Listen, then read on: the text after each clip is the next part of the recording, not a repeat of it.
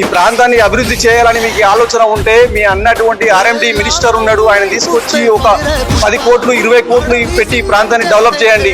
అది కాకుండా నాకు మంత్రి పదవి కావాలి, నేను హోదా ఇచ్చుకోవాలి, నా ఎంత బలం ఉంది, రాజ్యాంగ సైన్యం ఉంది అని మీరు గొప్పలు చెప్పుకుంటున్నారు.